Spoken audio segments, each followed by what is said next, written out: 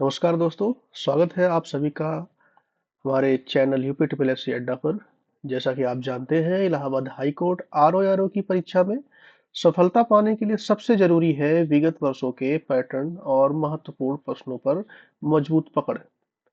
इसी को ध्यान में रखते हुए आज के इस वीडियो में हम चर्चा करेंगे मगध साम्राज्य के 45 अति महत्वपूर्ण बहुविकल्पीय प्रश्नों पर।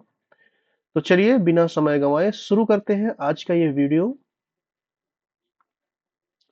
हमने सबसे पहला क्वेश्चन लिया है, मगध साम्राज्य प्राचीन वंश का संस्थापक कौन था। तो आपको ये बताना है मगध साम्राज्य के सबसे प्राचीन वंश का संस्थापक कौन था। तो इसका करेक्ट आंसर हो जाएगा बृहद्रथ। पुराणों के अनुसार मगध पर शासन करने वाला सबसे पहला वंश बृहद्रथ वंश था, जिसकी स्थापना बृहद्रथ ने की थी। इसी वंश का प्रसिद्ध राजा जरासंध था। इसका जो प्रसिद्ध राजा था वो था जरासंध। अगले क्वेश्चन की तरफ बढ़ते हैं। हर्यक वंश के किस शासक को श्रेणिक के नाम से जाना जाता है। इसका करेक्ट आंसर आपको बताना है। तो हर्यक वंश का जो शासक था बिंबिसार, उसी को हम श्रेणिक के नाम से जानते हैं। बिंबिसार को जैन साहित्य में श्रेणिक कहा गया है। वह मगध का पहला वास्तविक शक्तिशाली शासक था, जिसने वैवाहिक संबंधों के माध्यम से साम्राज्य का विस्तार किया था। तो इसका करेक्ट आंसर हो जाएगा बिंबिसार। अगले प्रश्न की तरफ बढ़ते हैं। बिंबिसार ने अपने राज्यवैद्य जीवक को किस राजा के इलाज के लिए भेजा था। तो राज्यवैद्य जीवक को बिंबिसार ने चंद प्रद्योत के इलाज के लिए भेजा था। अवंती के राजा प्रद्योत को पांडु रोग यानी कि पीलिया हो गया था, जिसके उपचार के लिए बिंबिसार ने अपने प्रसिद्ध वैद्य जीवक को उज्जैन में भेजा था। तो इसका करेक्ट आंसर है चंद प्रद्योत। अगले प्रश्न की तरफ बढ़ते हैं। पितृहंता वंश के रूप में भारतीय इतिहास में कौन सा वंश प्रसिद्ध है। तो पितृहंता वंश के रूप में हर्यक वंश प्रसिद्ध है। हर्यक वंश के लगभग सभी प्रमुख शासकों जैसे कि अजातशत्रु, उदयन आदि ने सत्ता प्राप्त करने के लिए अपने पिताओं की हत्या की थी। इसीलिए इसे पितृहंता वंश भी कहा जाता है। अगले क्वेश्चन की तरफ हम बढ़ते हैं। अजातशत्रु ने किस गणराज्य के साथ 16 वर्षों तक की लंबी लड़ाई लड़ी थी। तो आपको इसको करेक्ट आंसर बताना है। अजातशत्रु ने वज्जी संघ यानी कि वज्जी के शासक के साथ यानी वज्जी गणराज्य के साथ 16 वर्षों तक की लंबी लड़ाई लड़ी थी। अजातशत्रु ने अपने मंत्री वत्सकार की सहायता से वज्जी संघ में फूट डाली और अंततः वैशाली को मगध साम्राज्य में मिला लिया। इसका करेक्ट आंसर आपका हो जाएगा ऑप्शन ए वज्जी संघ। नेक्स्ट क्वेश्चन की तरफ बढ़ते हैं। पाटलिपुत्र नगर की स्थापना किस नदी के संगम पर हुई थी। तो पाटलिपुत्र नगर की जो स्थापना है वो गंगा और सोन नदियों के संगम पर हुई थी। तो पाटलिपुत्र यानी कि पटना कहां पर है, गंगा और सोन नदियों के संगम पर स्थित है। उदयन ने गंगा और सोन नदियों के संगम पर सामरिक दृष्टि से महत्वपूर्ण पाटलिपुत्र नामक नगर बसाया था और अपनी राजधानी राजगृह से पाटलिपुत्र में बदल दिया था। तो इसका correct answer option B Ganga और सोन नदी। अगले प्रश्न की तरफ हम बढ़ते हैं। मगध की प्रथम राजधानी कौन थी। तो इसका करेक्ट आंसर आपका हो जाएगा गिरिव्रज यानी कि राजगृह। मगध की सबसे पुरानी राजधानी गिरिव्रज थी, जो 5 पहाड़ियों से घिरी होने के कारण अभेद्य दुर्ग माना जाता था। तो इसका करेक्ट आंसर हो जाएगा गिरिव्रज यानी कि राजगृह। अगले प्रश्न की तरफ हम बढ़ते हैं। शिशुनाग ने अपनी राजधानी कहाँ स्थानांतरित की थी। तो शिशुनाग ने जो अपनी राजधानी है वो वैशाली में स्थानांतरित की थी।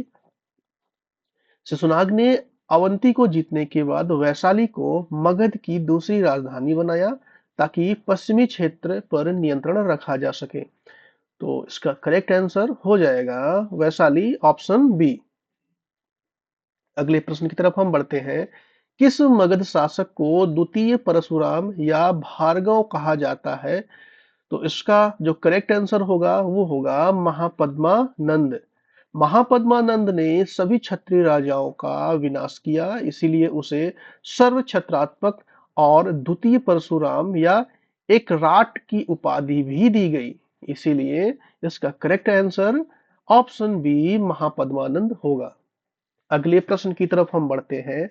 सिकंदर के आक्रमण के समय मगध का साम्राज्य या मगध के साम्राज्य का शासक कौन था? तो सिकंदर के आक्रमण के समय मगध साम्राज्य का शासक घनानंद था। तो इसका करेक्ट आंसर घनानंद होगा।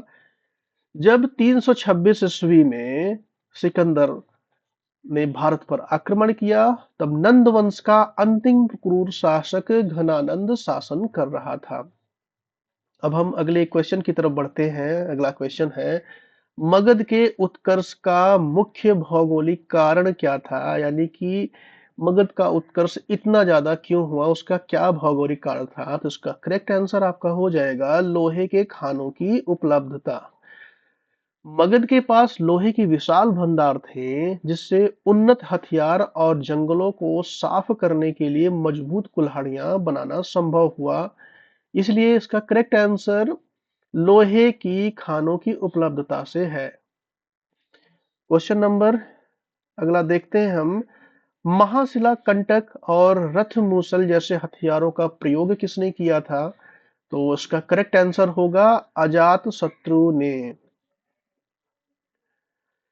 लिच्छवियों के विरुद्ध लिच्छवियों के विरुद्ध जब युद्ध हुआ था, तो अजात शत्रु ने इन गुप्त हथियारों का प्रयोग किया था। महाशिला कंटक, जो कि बड़े बड़े पत्थरों को फेंकने के लिए प्रयुक्त किया जाता था। अब हम अगले क्वेश्चन की तरफ बढ़ते हैं। अगला क्वेश्चन है, हर्यक वंश का अंतिम शासक कौन था? तो हर्यक वंश का अंतिम शासक नागदशक था।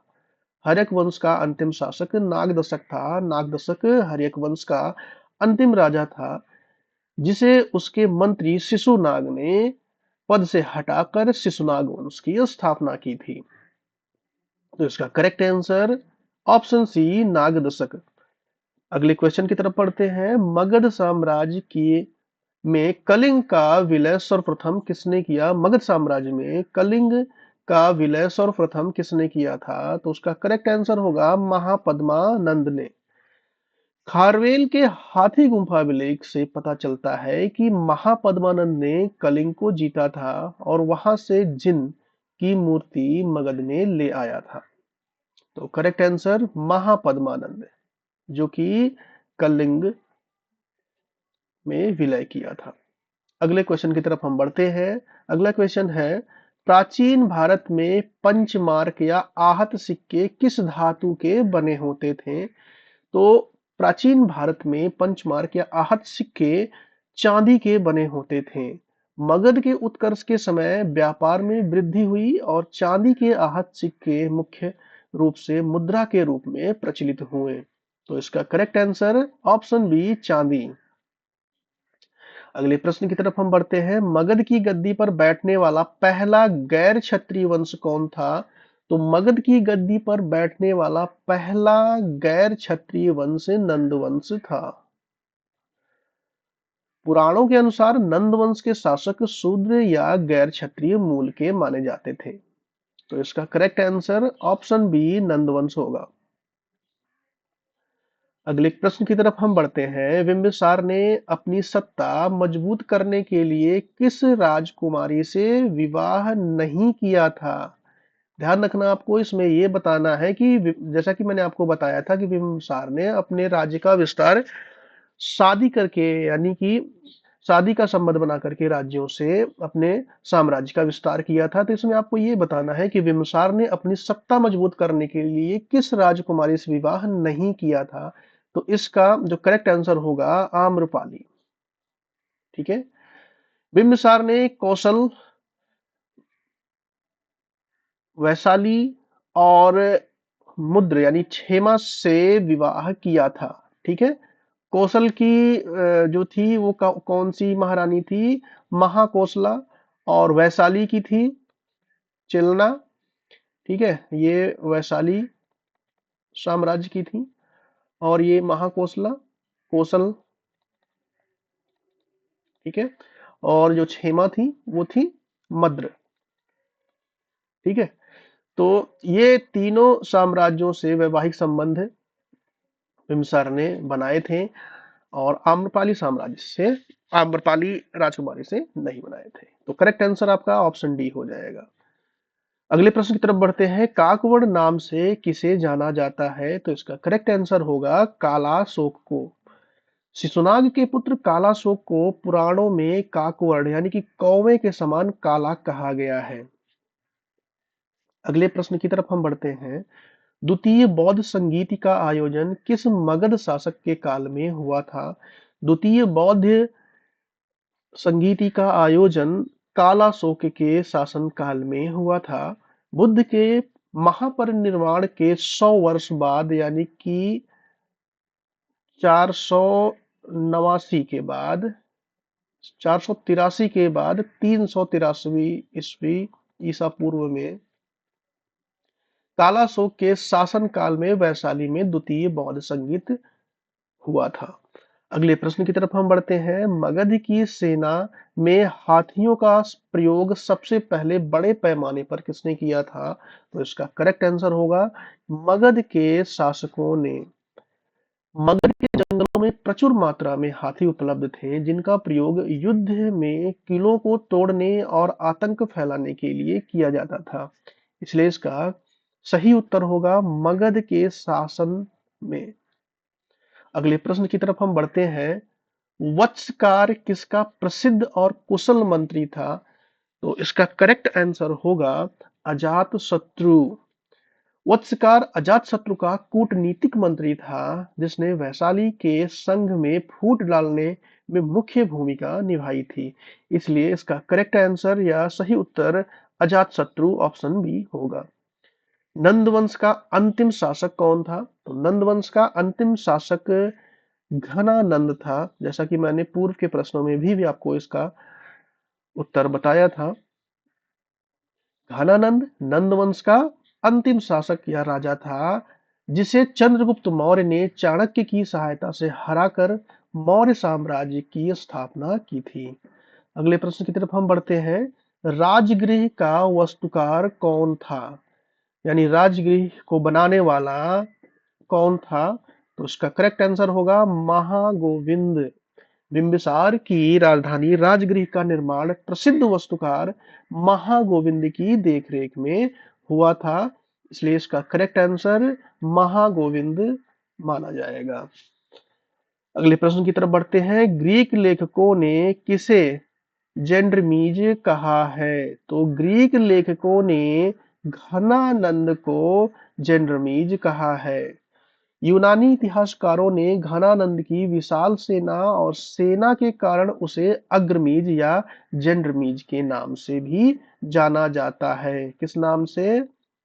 अग्रमीज या फिर जेंड्रमीज नाम से जाना जाता है।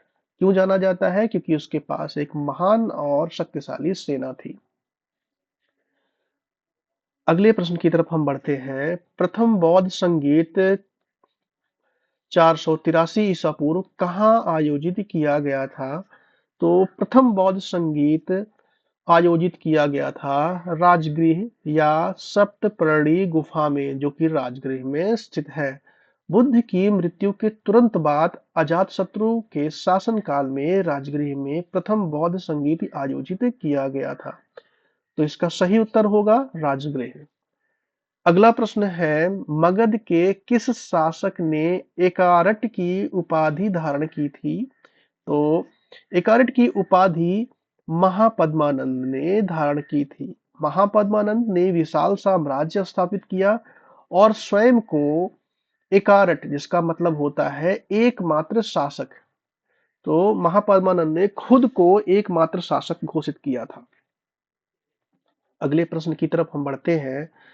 अगला प्रश्न है, बिंबिसार की हत्या किसने की थी? तो बिंबिसार की हत्या अजातशत्रु ने की थी। बिंबिसार की हत्या अजातशत्रु ने की थी। अजातशत्रु ने सत्ता के लालच में अपने पिता बिंबिसार को कारागार में डाल करके मार डाला था। इसलिए इसका जो सही उत्तर होगा अजातशत्रु होगा। अगले प्रश्न की तरफ हम बढ़ते हैं। कौन सा मगध शासक बुद्ध का समकालीन था? तो इसका करेक्ट आंसर होगा बिंबिसार या फिर अजातशत्रु। तो मगध का जो बुद्धकालीन शासक था वो था बिंबिसार या फिर बिंबिसार और अजातशत्रु दोनों। बिंबिसार पिता थे और अजातशत्रु उसका पुत्र था। बिंबिसार और उसका पुत्र अजातशत्रु दोनों ही महात्मा बुद्ध के समकालीन थे और उन्होंने बौद्ध धर्म को संरक्षण दिया था। अगले प्रश्न की तरफ हम बढ़ते हैं। सर्वछत्रात्मक का अर्थ क्या होता है? तो आपको इसका करेक्ट आंसर बताना है। सर्वछत्रात्मक का जो अर्थ होता है वो होता है सभी क्षत्रियों का नाश करने वाला।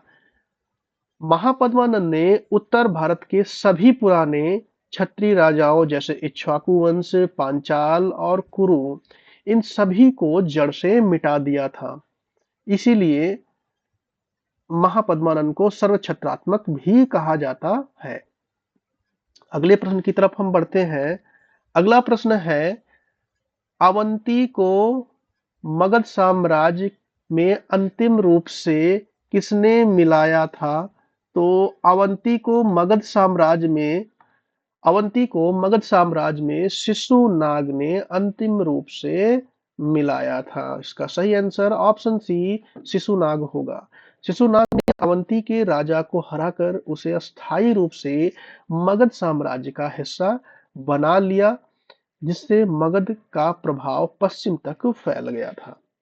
अगले प्रश्न की तरफ हम बढ़ते हैं। अगला प्रश्न है, उदयन किस धर्म का अनुयायी था?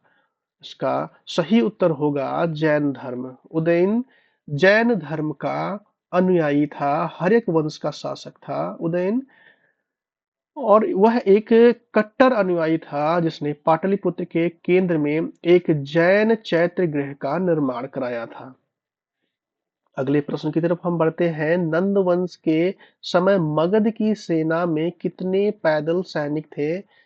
ये यूनानी विवरणों के अनुसार बताना है, क्योंकि अन्य लेखक अन्य अन्य डेटा प्रोवाइड करते हैं कि मगध में नंद वंश या अन्य वंश में कितने कितने पैदल सैनिक थे, कितने घुड़सवार थे, कितने हाथी वाले सैनिक थे। ठीक है, तो नंद वंश के समय मगध सेना में लगभग 2 लाख पैदल सैनिक माने जाते हैं। यूनानी लेखक कार्टियस के अनुसार घनानंद के पास 2 लाख पैदल सैनिक, 20,000 घुड़सवार, 2,000 रथ और 3,000 हाथी थे। तो अगले क्वेश्चन की तरफ हम बढ़ते हैं। मगध का कौन सा शासक जैन मुनि भद्रबाहु का शिष्य था? तो मगध शासक चंद्रगुप्त मौर्य भद्रबाहु का शिष्य था। चंद्रगुप्त मौर्य ने अपने जीवन के अंतिम दिनों में भद्रबाहु से जैन धर्म की दीक्षा ली और श्रवणबेलगोला चले गए। अब हम अगले प्रश्न की तरफ बढ़ते हैं। वैशाली में स्तूप का निर्माण किस मगध शासक ने कराया था? इसका सही उत्तर होगा अजातशत्रु। तो अजातशत्रु ने वैशाली में स्तूपों का निर्माण कराया था। बुद्ध के महापरिनिर्वाण के बाद अजातशत्रु ने उनके अवशेषों का एक हिस्सा प्राप्त कर वैशाली में एक स्तूप बनवाया था।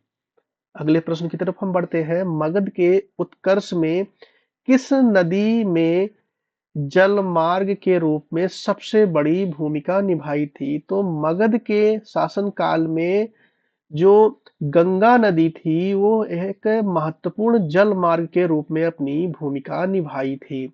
गंगा नदी के माध्यम से मगध का व्यापार पूर्वी और उत्तर भारत के साथ सुगम हो गया, जिससे आर्थिक समृद्धि आई। अगले प्रश्न की तरफ हम बढ़ते हैं। कुड़िक किसका उपनाम था? तो इसका सही उत्तर होगा अजातशत्रु।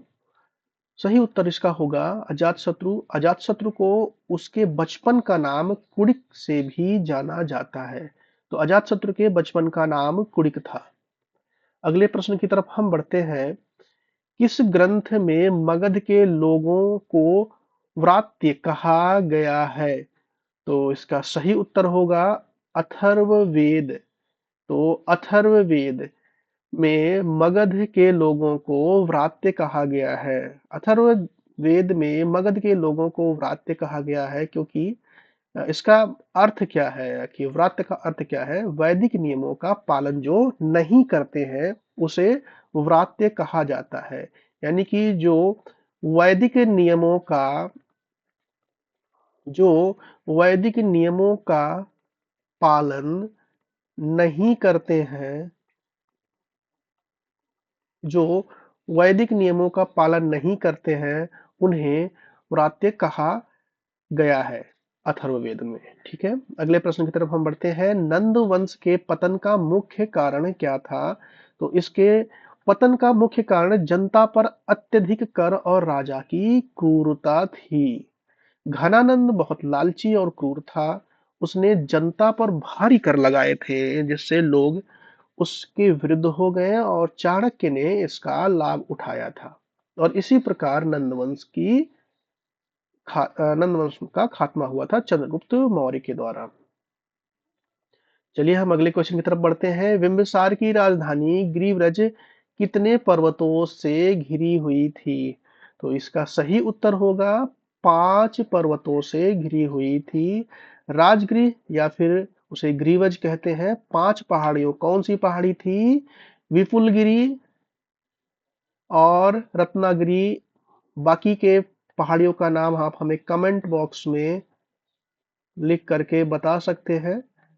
ठीक है, इन्हीं पहाड़ियों के बीच में बसा था बिंबिसार की राजधानी गिरिवज या फिर राजगृह।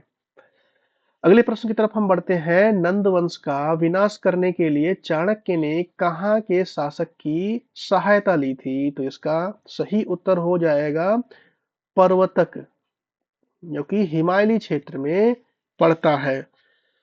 तो करेक्ट आंसर ऑप्शन सी पर्वतक। मुद्रा रक्षक के अनुसार चाणक्य और चंद्रगुप्त ने हिमालय के राजा पर्वतक के साथ संधि की थी। ठीक है, हम अगले प्रश्न की तरफ बढ़ते हैं। अगला प्रश्न है, अजात शत्रु ने काशी को किस प्रकार मगध में मिलाया था? तो इसका सही उत्तर हो जाएगा उत्तर ऑप्शन बी कौशल नरेश प्रसेनजीत के साथ संधि और विवाह द्वारा। युद्ध के बाद प्रसेनजीत ने अपनी पुत्री वजीरा का विवाह अजातशत्रु से किया था और काशी पुनः दहेज या संधि के रूप में मगध में मिल गया था। ठीक है, अब चलिए अगले प्रश्न की तरफ बढ़ते हैं। मगध के उस उत्कर्ष का श्रेय किस शासक की विस्तारवादी नीति को जाना जाता है? तो इसका सही उत्तर होगा बिंबिसार। बिंबिसार ने अपने साम्राज्य की जो विस्तारवादी नीति है वो संधि और विवाह के द्वारा आगे बढ़ाया था। बिंबिसार ने वैवाहिक संबंधों और अंग को जीतकर मगध के उत्कर्ष की आधारशिला रखी थी। अगले प्रश्न की तरफ हम बढ़ते हैं। पुराणों के अनुसार शिशुनाग किसका उत्तराधिकारी था? तो इसका सही उत्तर होगा नागदशक का उत्तराधिकारी। शिशुनाग ने हर्यक वंश के अंतिम राजा नागदशक को हटाकर अपनी सत्ता स्थापित की थी। अगले प्रश्न की तरफ हम बढ़ते हैं। महापद्मानंद ने किस क्षेत्र में नहरों का निर्माण कराया था? तो महापद्मानंद ने कलिंग में नहरों का निर्माण कराया था। तो उसका सही उत्तर ऑप्शन बी कलिंग होगा। हाथी गुम्फा अभिलेख में नंदराज द्वारा कलिंग में एक नहर बनवाने का उल्लेख मिलता है। अगले और अंतिम प्रश्न की तरफ हम बढ़ते हैं। हमारा अंतिम प्रश्न है, अग्रमीज शब्द का प्रयोग किसके लिए किया गया है? तो इसका सही उत्तर होगा घनानंद के लिए। ऑप्शन सी सही है। यूनानी इतिहासकारों ने घनानंद को विशाल शक्ति के कारण उसे अग्रमीज पुकारा था। तो साथियों, ये Allahabad high court RO ARO के लिए 45 महत्वपूर्ण संभावित प्रश्न थे।